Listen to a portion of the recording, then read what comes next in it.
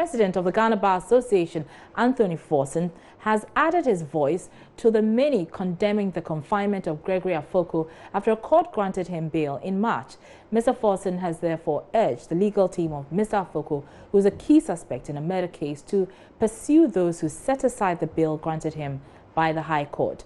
Asked why the association has not intervened in Monday's ruling, Mr. Forson explained the association wants the case to play out in court without any interference, assuring the legal team knows what to do. He spoke to Daniel Daze on the Super Morning Show. My investigations proved that his lawyers were on the ball. And I do not think that, you see, the Bar Association must be jumping into matters which are before the courts. That is why we're careful about jumping into the matter. His lawyers were dealing with the issue. The matter was on appeal, and I am very careful about, trying to stampede the court into acting one way or the other. The court had given its orders, and the actors were not complying with the court's orders.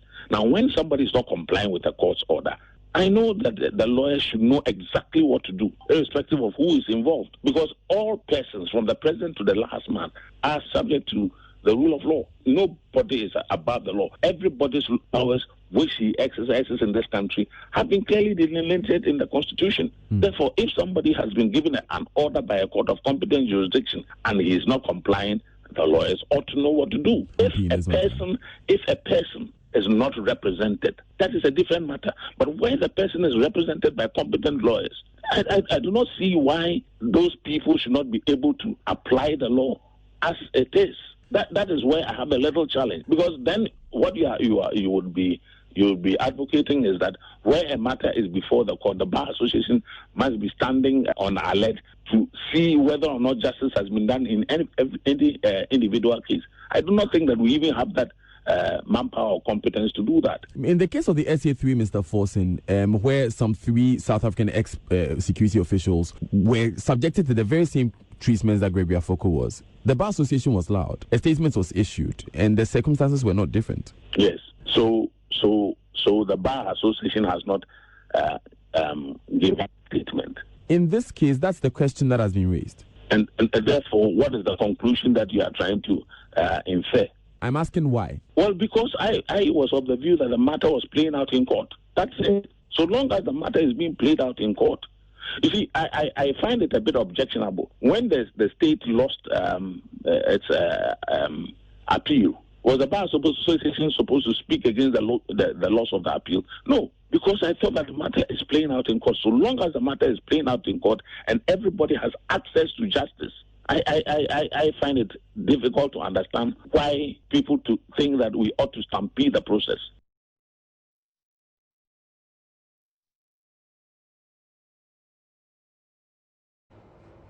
Meanwhile, spokesperson for the Gregory Afoko legal team, Nana Yawse, has expressed disappointment in the Ghana Bar Association, the Christian Council and other relevant bodies who have failed to speak against injustice meted out to their client. Gregory Afoko, who stands accused in the case of murder involving Upper East chairman of the MPP, Adam Mahama, remained in custody for 3 months despite the High Court's decision to grant him bail.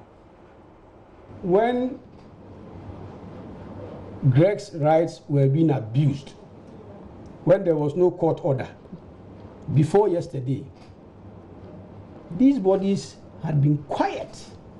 Amnesty is not the only body in Ghana. We have Christian Council of Ghana, Ghana Pentecostal Council, my own Bar Association. Have you heard from the Bar Association? So I was coming to that. How do you feel as a lawyer that all these anomalies are happening and the Ghana Bar Association has not spoken yet? I am disappointed.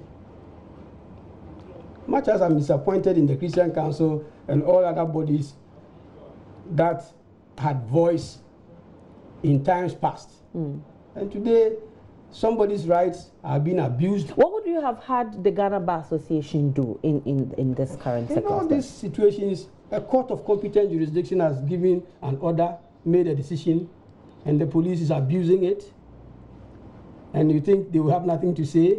I am able to tell that some of those institutions are not acting because I am aware they were petitioned. Okay, by who? By the family of Greg Afoko. Okay, which institutions specifically? Christian Council, Ghana Bar Association, name them. Okay. So if you have a petition, investigate the petition and say that, oh, this is worthless. You have not heard anything. You see that when Amnesty International did something, you have some basis to say that, oh, some time ago you heard them make a move. That is evidence positively in favor of them. Okay. What about the rest? Well, Nana Yao refuted suggestions the bail application could have been granted because the case was started fresh before a new judge. Never struggled to meet the bail conditions. When the bail was granted, there were some intervening applications. You heard of stay of execution. Yeah. Once an application was pending, everything in connection with the bill was stayed automatically because the motion or the application had to be heard first. Yeah. So they filed the stay of execution at the High Court.